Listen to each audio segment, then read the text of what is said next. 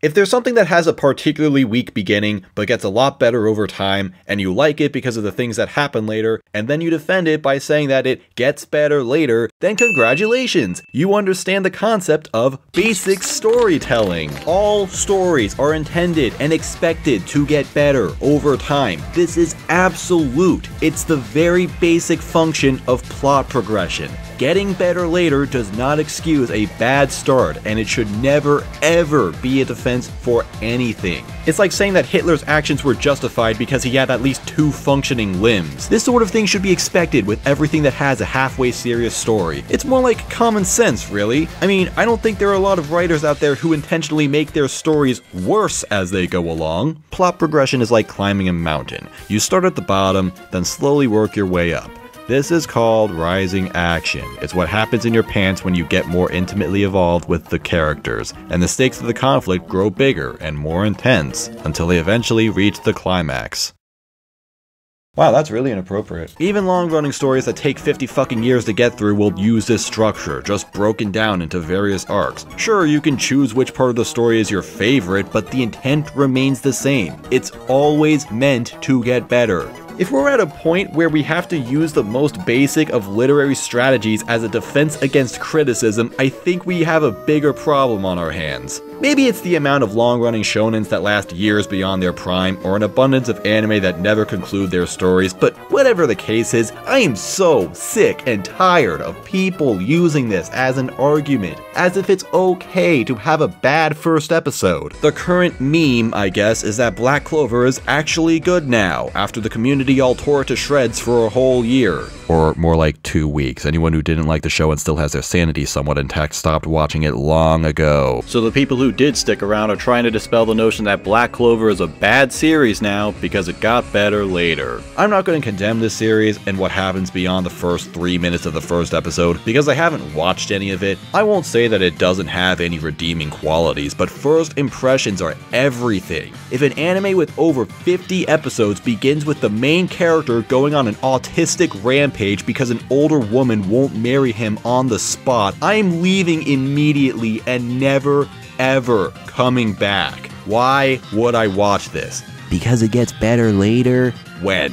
When does it get better? How much of this do I have to put up with before it gets less annoying? And if it does get better, how much better are we talking? If it goes from a 3 out of 10 to a 4, well, that's an improvement. It did get better, and it's still not a worthwhile experience. Not to mention that defending the anime on the basis that you watched more of it is a completely unrelatable point of view. If you sat through the first 3 minutes of Black Clover and continued watching beyond that, then you must have seen something about the anime that you felt was worth watching for. Or you just had more patience than me. That's right, I drop anime like a jackass when I stop having fun.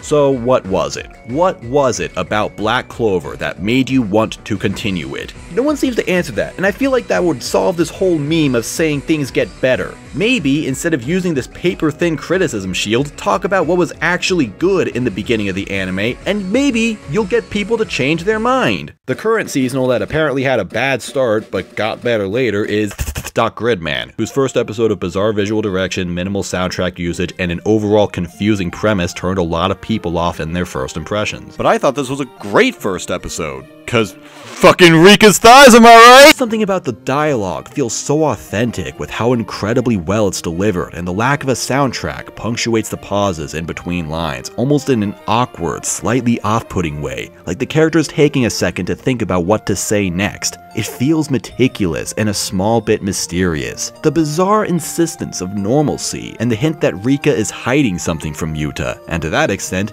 the audience, the lovely hand-drawn backgrounds and the difficult camera angles, a neat story structure and a crazy ending to boot. I can't say that .gridman had a lot to unpack with this first episode, but subtle details like that had me thinking that the remaining 11 episodes would deliver a ton more and make this an amazing anime. Which it is, by the way, because it did get even better, and you should all go watch it. And one last thing, there are anime that have bad first episodes that I still continue watching and end up enjoying. I hated Golden Kamui when it first started. It had a bad first episode, but its story sounded kind of fun and the main characters were interesting, so I stuck around, and now I think it's a great series. But it does front load its worst parts, so if someone were to drop it right then and there, it's clearly because they aren't interested in the story or the characters like I was, and they don't care.